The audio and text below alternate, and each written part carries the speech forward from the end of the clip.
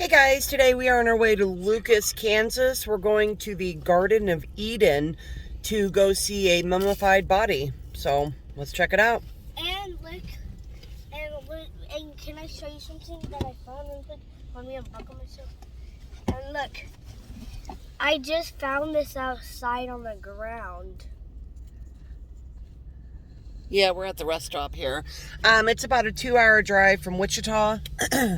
And there's some artwork that this gentleman did, and I don't know much about it, but we're gonna go see what it's all about. See you later.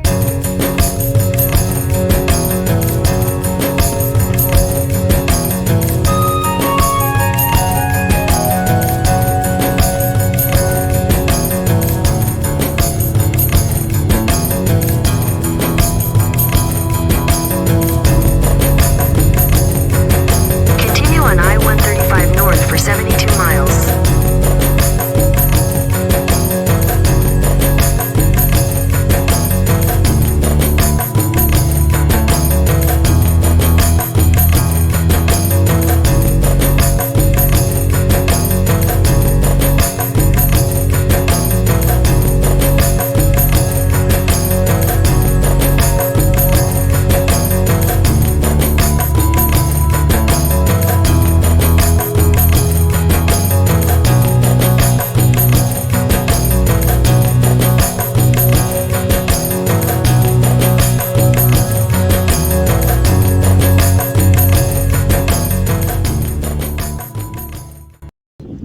All right, we made it. We're here. Yay.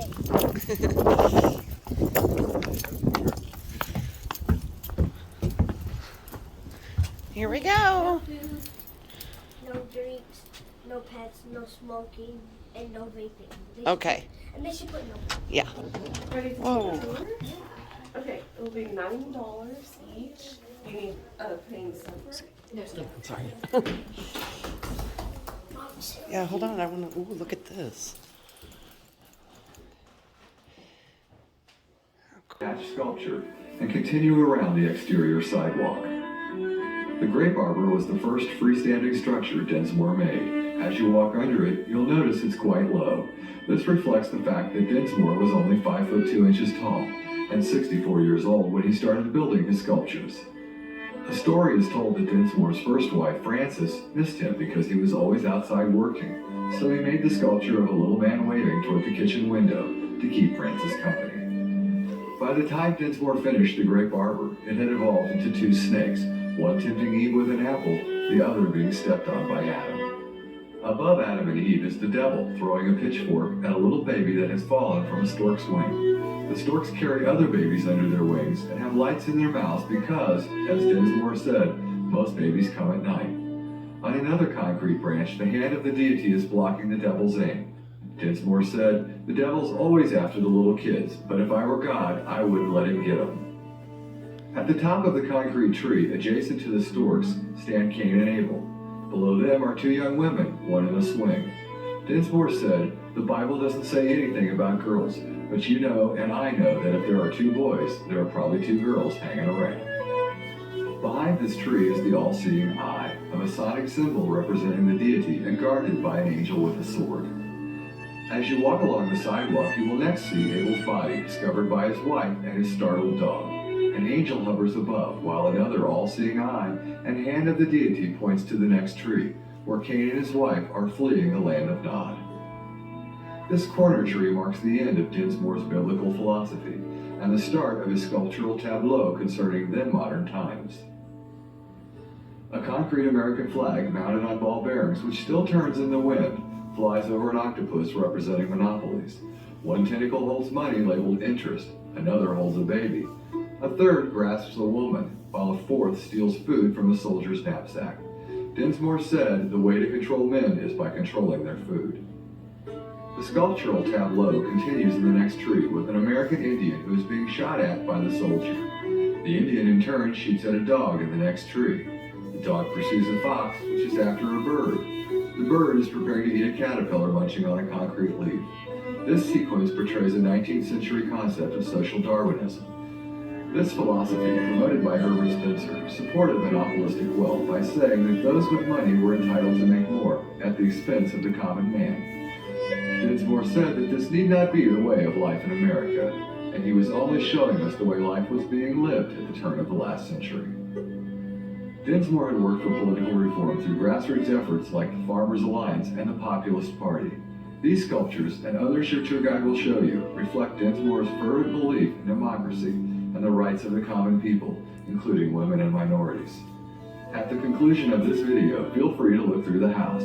The tour guide will escort you through the yard. As you leave, pass through the grape arbor to the outside walk and enjoy viewing the sculptures at your leisure. More information about the sculptures is available in Dinsmore's own words in The Cabin Home in the Garden of Eden, a booklet that is for sale in the gift shop. Thank you for visiting the Garden of Eden. Your patronage directly supports the preservation and restoration of this remarkable site.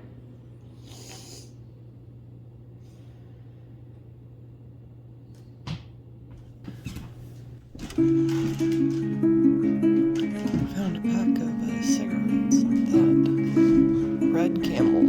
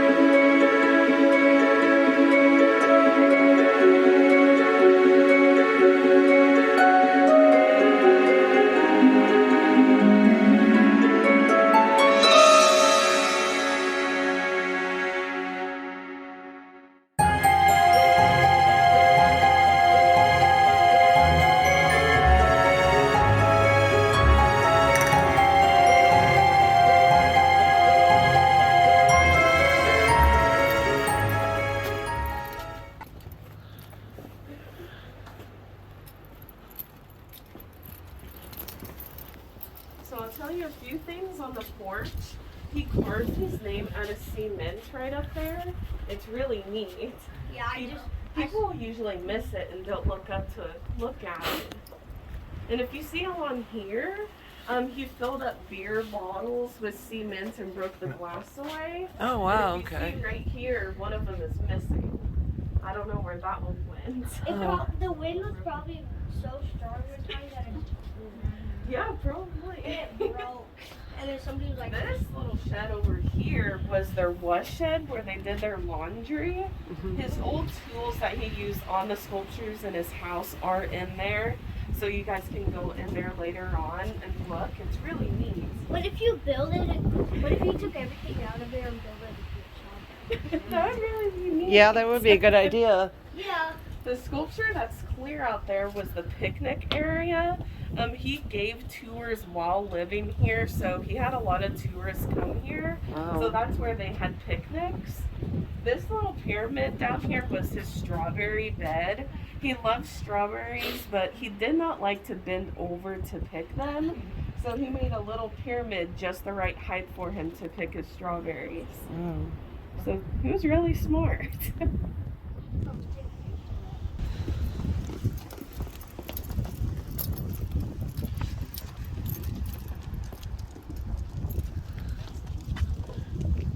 So if you see, those sculptures kind of look like cages. They actually were, because he had his own little zoo. He had eagles, badgers, turtles, pigeons, one owl, and coyotes. And the coyote that was actually inside the guest book room was one of his pets. And he stuffed that himself. Which is inside. Yes. Okay. That is awesome. We only have.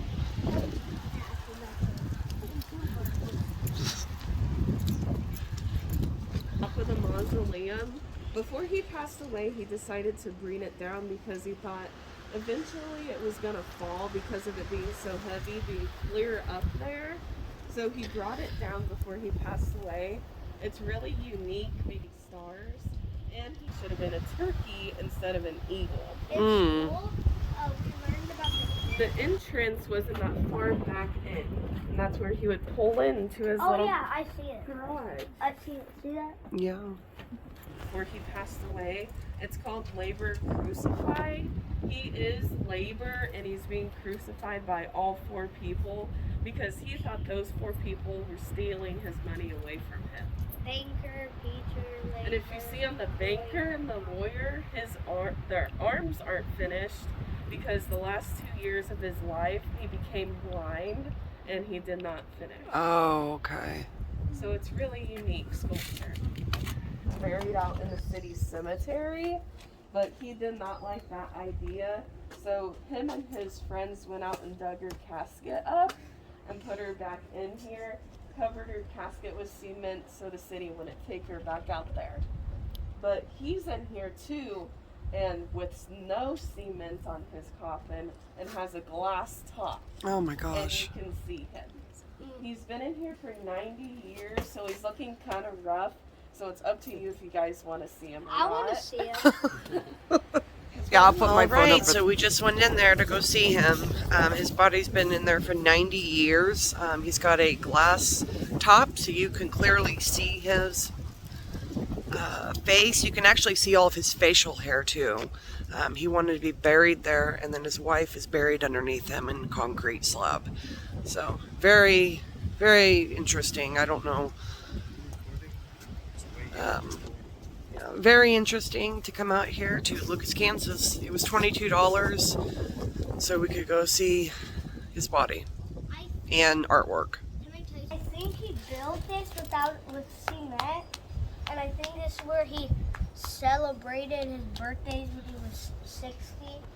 Yeah, she said that he made this concrete, and they still don't know how the recipe of how he made it. So.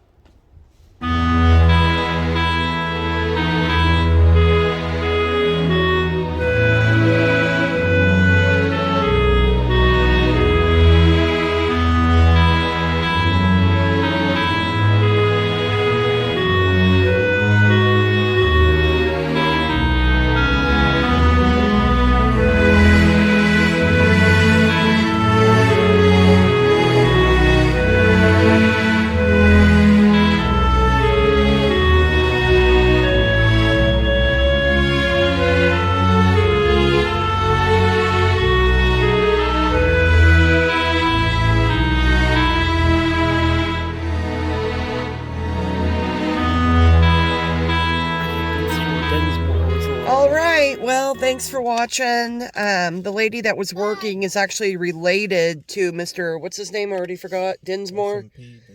Yeah. So she said about 15,000 people come here a year from all over the U.S. And Lucas has a population of 300 people.